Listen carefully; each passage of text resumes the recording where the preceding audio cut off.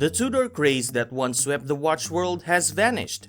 We're delving deep into the intriguing world of Tudor watches. We'll uncover why this iconic brand, once at the peak of its glory, has lost its shine. From its historic roots to its stunning timepieces, we'll explore the rise and fall of Tudor's popularity. Stick around to discover how a brand's fortunes can change over time and why some of the most passionate watch enthusiasts are still holding on to their Tudor treasures. When we examine how Tudor has been doing on the brand index since January 2021, we can see that it's been through three distinct phases. First, there was a time when the hype around Tudor was high, and this continued during the early days of the COVID-19 pandemic. After that, there was a significant drop starting in the spring of 2022. Since the fall of 2017, Tudor has been in a phase where its decline is happening more slowly. It's important to note that this recent decline wasn't expected by the brand or most people in the watch market. To understand this better, let's go back to where it all began.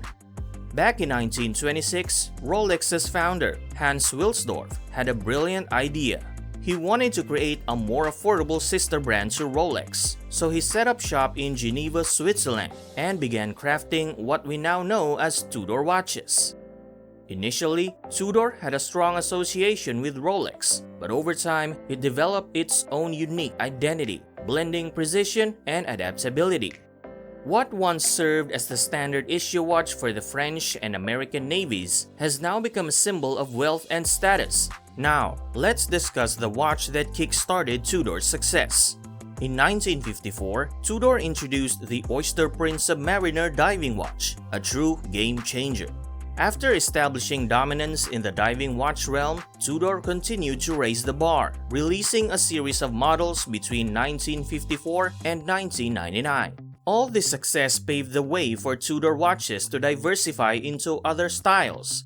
However, Tudor didn't abandon diving watches entirely. The Oyster date, following the triumph of their earlier functional models.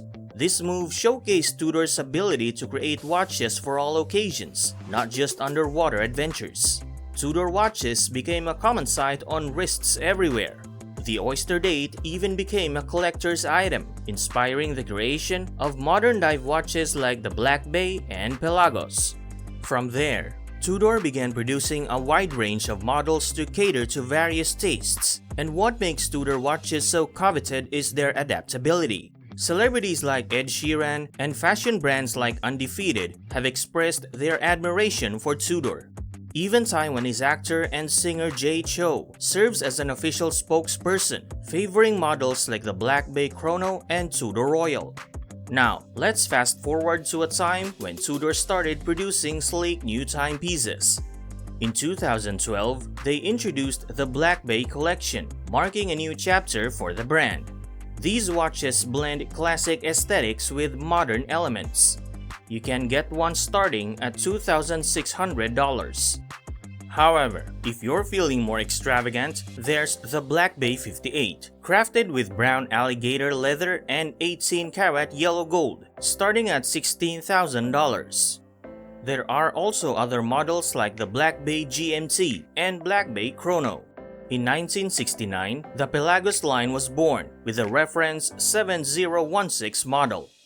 These sporty watches feature distinctive snowflake hands and start at $4,100. It's worth noting that Tudor has always prioritized quality. As you can see, Tudor has been a preferred choice for sports and fashion enthusiasts for years. While it's currently not performing as well as it used to, it remains a favorite among collectors and anyone who values both style and substance. However, let's not rush to judgment. To put Tudor's recent performance into perspective, let's compare it to other similar brands in the mid-level luxury market.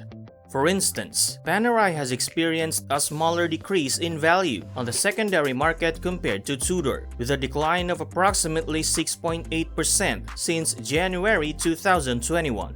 This is despite the fact that Panerai has a different level of buzz surrounding it than Tudor. On the other hand, brands like Cartier and Omega have seen increases of 5% and 8.8% respectively, The fact that these trends are moving in opposite directions raises intriguing questions about why Tudor has struggled to maintain its value. Let's take a closer look at Tudor's various model families, as they provide valuable insights into the company's performance. It's important to note that while some models, such as those in the Tudor 1926 and Tudor Glamour collections, may not hold their value as well, they are designed to cater to a more affordable price range. Given their target market, it's less likely that these watches will retain their value as effectively as models from higher-end brands. Now, let's focus on the renowned Tudor Black Bay family, celebrated for its nostalgic charm and contemporary design. This family has encountered some challenges in the secondary market. For example, take the Black Bay 41, which has an average retail price of just over $4,600. Since January 2021, it has lost approximately 35% of its value. However, despite this decline, it continues to be a beloved choice among fans. Similarly, the Black Bay 58 models initially experienced high demand, but that demand has decreased, resulting in an average 11% decrease in their value over the past year. Surprisingly, the Tudor Pelagos has demonstrated the best value retention among Tudor watches, especially the Pelagos 39, which has performed exceptionally well in this regard. This is noteworthy because one might expect Tudor's Black Bay series to be the standout in their product lineup. However, market trends suggest otherwise. If we look back to 2018 when the Black Bay 58 was first introduced, it caused quite a buzz in the industry. Its size of under 40mm combined with a contemporary design made it extremely popular. However, despite the initial excitement and difficulties in obtaining one at retail, Black Bay 58 and other models are now readily available in the display cases of authorized dealers, often trading at prices lower than their retail costs. The question now is, where will Tudor go from here? Tudor is making efforts to rekindle the excitement that once surrounded its brand by releasing the Black Bay 54 in 2023.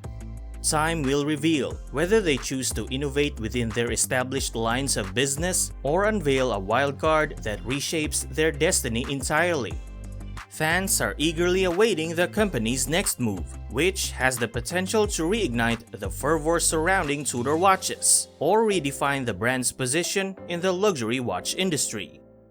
What do you say about this update surrounding the Tudor brand? Let us know what you think in the comments below. Thanks for watching, and before leaving, be sure to like and subscribe to Luxury Focus to stay ahead of all of our videos. See you next time!